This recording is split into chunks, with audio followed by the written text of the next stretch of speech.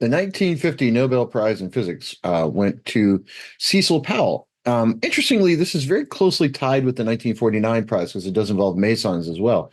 But the meson theory was done by one person. The experiment was done by another, and they actually awarded the prize across 2 different years. A lot of times, the committee may decide to put those in one award and split the prize between those two individuals. At this point, they gave it to two people. One was for the theory, which was the 49. 1950, Cecil Powell won it for the experiment because he actually developed this kind of photographic method for studying nuclear processes. And he used that to discover mesons. And I think what the committee decided was that, yes, he used it to discover mesons, but the technique alone was worthy of a Nobel Prize. So I think that's why they split it across 2 different years, because the technique was just revolutionary in the way something is done. So let's take a look at what that was and not necessarily worry so much about what it was he discovered, because we covered that in 1949. So let's look at the hardware this time. In a world with CCD cameras and digital technology, it might be a little weird to look at photographs kind of stitched together like this, but this is the best they could do at the time. He was the first in the world to develop the right chemistry to provide this giant leap forward, but certainly not the first in the world to use these photographic techniques. So they were sensitive enough for certain types of physical studies, but to get down to this subatomic particle world, they really had to work on that chemistry to really bring these things into the world of becoming sensitive enough fast enough to really pick up what they wanted to see.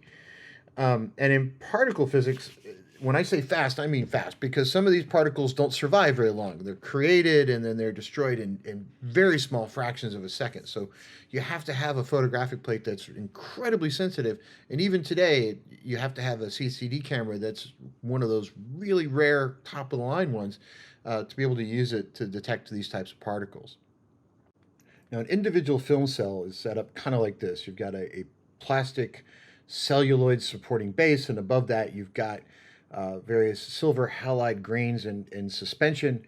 And what he did was he managed to find a way to increase the amount of silver massively beyond what anyone else had done and still have it be sensitive to light. So, as a charged particle comes in, it activates the silver. You get a streak across a particular film cell, as you saw in the previous picture.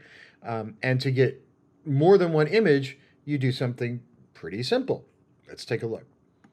The best, most groundbreaking inventions always tend to be the simplest ones. So what they did was they took a series of those sheets and stacked them up, because a subatomic particle can penetrate through more than one. It can penetrate through dozens of them and still keep on going out the other side. It's small enough to squeeze in that space in between atoms and molecules.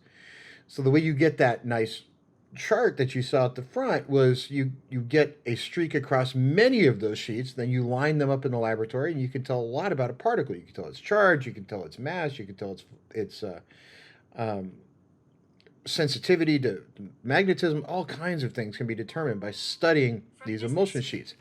And the emulsion sheets themselves. Now, this technique might seem simple to us today, but remember at the time, cameras were not very sensitive. Cameras were not fast. You didn't get high shutter speeds. You had very low speeds on film, on all kinds of things involving photography. And to have this kind of technique available allowed them to sort through a lot of nuclear and particle physics and quantum mechanics and get all of that really well understood, at least more than it was then. Today, we solve this problem with more advanced technologies, the CCD cameras and other things. But at the time, this was as good as you got. And that those little streaks of information on that paper gave scientists an enormous amount of information about the world around us. They had to do what they could with the tools they have. So when you look at these projects today and you say, wow, the particle physicists have gone crazy with these big things, they really haven't. What they're doing is using the best techniques we have available today to study this tiny little world so we can learn more about the universe around us. And it turns out a lot of that information is incredibly useful, as we're finding out from these different Nobel Prizes. So thank you for watching. I hope to see you on the next video. Please don't forget to click subscribe and like and all that fun stuff that helps us out with the algorithms, and we'll see you soon.